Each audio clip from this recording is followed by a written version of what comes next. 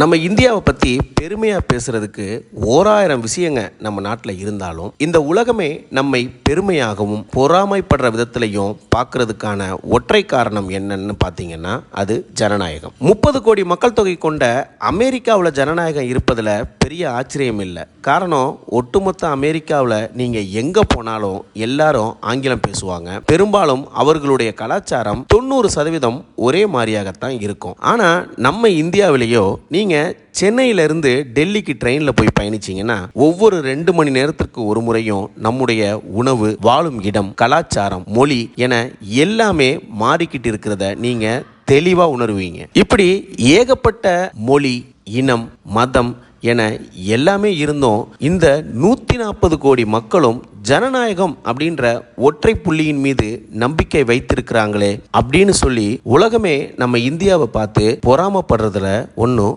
ஆச்சரியம் இல்லைங்க. அப்படிப்பட்ட ஜனநாயகம் இருந்தும் ஆர்டிகல் 370 நீக்கப்பட்டதற்கு பிறகு கடந்த 10 வருடங்களாக இந்தியாவினுடைய சொர்க்க பூமி என்னங்க சுவிட்சர்லாந்து, அதெல்லாம் அப்படி ஓரமாக போய் நிற்க சொல்லுங்க. அந்த அளவுக்கு இயற்கை அழகு கொட்டி கிடக்கும் ஒரு மாநிலத்தான் ஜம்மு காஷ்மீர். அந்த அழகு தேசத்திற்கு ஒரு வழியா விடிவு காலம் கிடைச்சிருச்சு. ஆமாங்க, ஜம்மு காஷ்மீர்ல தேர்தல் அறிவிச்சிட்டாங்க. ராணுவத்தின் கட்டுப்பாட்டில் இருந்த அந்த மக்களுக்கு ஜனநாயக காற்றை சுவாசிப்பதற்கான வாய்ப்பு மீண்டும் கிடைச்சிருக்கு இந்த தேர்தல் மூலமாக. இந்தியா கூட்டணி பிளவுபட்டுவிடும், நாடாளுமன்ற தேர்தலுக்கு பிறகு இந்தியா கூட்டணி தொடர்ந்து பயணிக்காது என பெரிதும் எதிர்பார்த்த ஒரு கட்சி பாஜக. கிட்டத்தட்ட பாஜகவினுடைய எண்ணம் தான் பழித்தது போல அப்படின்ற அளவுக்கு தான் ஜம்மு காஷ்மீரினுடைய அரசியல் சூழலும் நடந்துகிட்டு இருந்துச்சு. அங்க இருக்கக்கூடிய முக்கிய பிரதான கட்சிகளில் ஒன்றான தேசிய மாநாட்டு கட்சியும் அதை உறுதிப்படுத்தும் விதமாக தனித்து போட்டி அப்படின்ற மாதிரி அறிவிச்சிருந்தாங்க. இப்படி ஒரு சூழல் போயிட்டு இருந்தப்ப பாஜகவினுடைய எதிர்பார்ப்பை தவிடுபடி ஆக்கி இருக்கிறார் எதிர்க்கட்சி தலைவர் திரு ராகுல் காந்தி அவர்கள். என்ன நடந்தது, எப்படி நடந்தது என்ற முழு விவரத்தை நாம இந்த நிகழ்ச்சியில பார்க்கலாம். வாங்க நிகழ்ச்சிக்குள்ள போகலாம். இது உங்கள் அரசியல் பலகு. காஷ்மீரில் தேசிய மாநாட்டு கட்சிக்கும் காங்கிரஸுக்கும் இடையேயான தொகுதி பங்கீடு ஓவர் ஆயிருக்கு. ஆமாங்க, ஜம்மு காஷ்மீர் மாநிலத்தில் சுமார் 10 ஆண்டுகளுக்கு பிறகு இப்போ சட்டசபை தேர்தலுக்கான தேதியை அறிவிச்சிருக்காங்க. அங்கே செப்டம்பர் 18, 25 மற்றும் அக்டோபர் 1 அப்படின்னு 3 கட்டங்களாக தேர்தல் நடைபெறுகிறது. அக்டோபர் 4 வாக்கு எண்ணிக்கை முடிந்து ஜம்மு காஷ்மீரில் யாருடைய ஆட்சி, அந்த மக்கள் யாரை நேசிக்கிறாங்க, ஆர்டிகல் 370 நீக்கப்பட்டதை அந்த மக்கள் விரும்புனாங்க அப்படின்னு சொன்னா நிச்சயமாக அவங்க பிரதமர் மோடி தலைமையிலான என்டிஏ கூட்டணியை ஆதரிப்பாங்க. இல்ல மாறாக பழைய ஸ்டேட்டஸே தொடரணும்னு நினைச்ச மக்கள் இருந்தாங்கன்னா அவங்களுக்கு ஆப்போசிட்ல இருக்கக்கூடிய கூட்டணிக்கு ஆதரவளிப்பாங்க. இல்லங்க 370 நீக்கினதெல்லாம் ஓகே தான், அதெல்லாம் எங்களுக்கு எந்த பிரச்சனையும் இல்லை, இருந்தாலும் எங்களுக்கு ஆட்சி அமைக்கிறதுல இவங்க சிறப்பாக செயல்படுறாங்கன்னு நினைக்கிறோம் அப்படின்ற எண்ண ஓட்டத்தில் இருந்தாலும் அவங்க யாருக்கு வேணா வாக்களிக்கலாம் இல்லையா. அந்த ரிசல்ட் நமக்கு தெரிஞ்சு போயிடும். அதன் அடிப்படையில் தேர்தலுக்கான தேதி அறிவிக்கப்பட்டுருச்சு. பாஜக எதிர்க்கட்சியினருக்கு தேர்தல் காலகட்டங்களில் ஒரு நெருக்கடி கொடுப்பாங்க. அதாவது எப்படின்னா, அவங்க முதலே லிஸ்ட் ப்ரிப்பேர் பண்ணிடுவாங்க. எதிர்க்கட்சியினருக்கு ரொம்ப டைம் கொடுக்காம ரொம்ப திடீர்னு நோட்லியாக்கி 2 நாள் 3 நாள் தான் இருக்குது, அதுக்குள்ளே நீங்கள் நோட்டிஃபிகேஷன் ஃபைல் பண்ணுற மாதிரி, அதாவது யாரெல்லாம் போட்டியிட போகிறார்கள் அப்படின்றத ஃபைல் பண்ணுறது மாதிரி ஒரு விஷயத்தை அவங்க செய்யலை.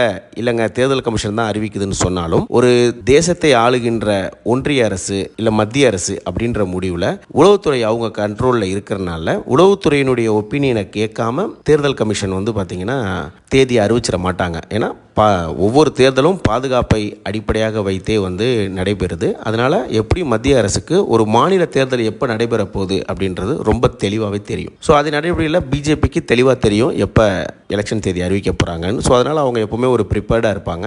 எதிர்க்கட்சிகள் தான் கொஞ்சம் குழப்பத்திலே இருப்பாங்க. அறிவிக்க போகிறாங்கன்னு தெரியும், எக்ஸாக்டான டேட்டு தெரியாது, அது வரைக்கும் கொஞ்சம் அப்படி இப்படின்னு இருக்கும். ஸோ ஃபைனலாக அறிவிச்சிட்டாங்க. ரொம்ப ஷார்ட் டைம் தான் இருக்குது. உடனடியாக தொகுதி உடன்பாடை எட்டியே ஆகணும். யாரையும் நம்பினா வேலைக்கு ஆகாது, களத்தில் நம்மளே இறங்குவோம், ஏன்னா டைம் நம்மள்கிட்ட இல்லை அப்படின்னு சொல்கிறத தெளிவாக புரிஞ்சுக்கிட்ட ராகுல் காந்தி அவர்கள் நேரடியாக களத்தில் இறங்குறாரு. சமீபத்தில் நான் பார்த்த வரைக்கும் ராகுல் காந்தி அவர்கள் ஒரு மாநில தேர்தலுக்காக தேசிய தலைவர் மல்லிகார்ஜுன கார்கே அவர்களோட பயணித்து ஒரு மாநில தேர்தலில் போய் தொகுதி உடன்பாடை எட்டுவதற்காக மெனக்கட்டது போன்ற எந்த ஒரு காட்சியையும் நான் பார்த்ததில்லை. நீங்களும் பார்த்திருக்க முடியாது. ஏன் நம்ம நாடாளுமன்ற தேர்தல் நடைபெறும் போது கூட அந்த மாதிரி ஒரு காட்சி அமைப்புகள் எல்லாம் பார்க்க முடியாது. எல்லாருமே ஆளுக்கு ஒரு டீம் அமைச்சிருப்பாங்க, அந்த டீம் பேசி முடிச்சுக்குவாங்க. ஆனால் ஜம்மு காஷ்மீர் இந்தியாவினுடைய ஒரு மாநிலம். ஒரு 90 சட்டசபை இடங்கள் தான் இருக்குது. அதில் கிட்டத்தட்ட ஒரு 46 சீட்டு வின் பண்ணிங்கன்னா நீங்கள் வந்து அந்த மாநிலத்தை இப்போ யூனியன் பிரதேசமாக இருக்குது அதை ஆண்டரலாம். அவ்வளோ ஒன்றும் தேசிய அரசியலில் வந்து ஒரு மாநிலங்களவை உறுப்பினர்களை அதிகமாக பெற்றுக் கொடுக்கவோ ஊபி மாதிரி அதிகமான எம்பிகளை கொண்டதோ இந்த மாதிரி சிறப்புகள்லாம் கிடையாது. இருப்பினும் இந்திய அரசியல் வரலாற்றில் தவிர்க்க முடியாத ஒரு மாநிலம் ஜம்மு காஷ்மீர். இந்தியாவினுடைய தலைப்பகுதியாக அதுதான் இருக்குது. கன்னியாகுமரி எப்படி முடிவாக சொல்லப்படுகிறதோ தொடக்கமாக காஷ்மீரை தான் காட்டப்படுது இல்லைங்களா. நமக்கு பார்வைக்கு வெறும் 90 சட்டமன்ற உறுப்பினர்களாக தெரிந்தாலும் ராகுல் காந்தி அதை வேற மாதிரி பார்க்கிறாரு. அதாவது இந்தியா கூட்டணியுடைய வீழ்ச்சி 2024க்கு அப்புறம் நடந்துவிடும் என பாஜக நினைத்தால் அதை ஒருபோதும் அவர்கள் சாத்தியமாக்கிவிடக்கூடாது. அதற்கு நம்ம தொடக்க புள்ளியை ஏற்படுத்தி வச்சிடவும் கூடாதுன்னு சொல்லி நேரடியாக களத்துக்கு இறங்கி ராகுல் காந்தியை கொண்டு போய் நேரடியாக பேச்சுவார்த்தையை நடத்துறாரு. ராகுல் காந்தி அவர்கள் நேரடியாக பேச்சுவார்த்தைக்கு வருகிறார்கள் என்றால் அந்த மாநில கட்சிகள் எப்படி அதை தவிர்க்க முடியும்? வாய்ப்பே இல்லை இல்லைங்களா. ஸோ சொன்ன மாதிரி களத்துக்கு போறாரு, பேச்சுவார்த்தை நடைபெறுது.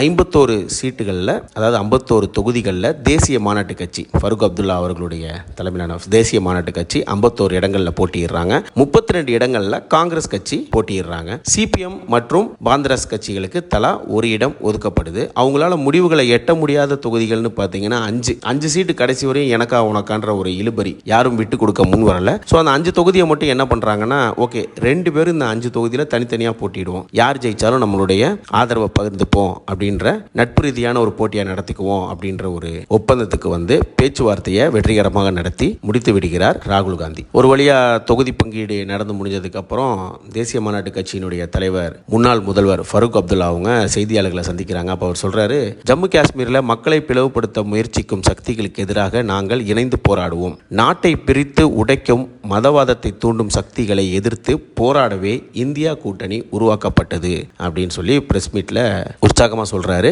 மேலும் இந்த தேர்தலில் இந்தியா கூட்டணி நிச்சயம் வெல்லும் அப்படின்னு அவருடைய நம்பிக்கையையும் அவர் தெரியப்படுத்துறாரு. எது எப்படியோ ஜனநாயகம் என்பது இந்தியாவில் இருக்கக்கூடிய ஒவ்வொரு சாமானியனுக்கும் கிடைக்க வேண்டிய அடிப்படை உரிமைகளில் ஒன்று.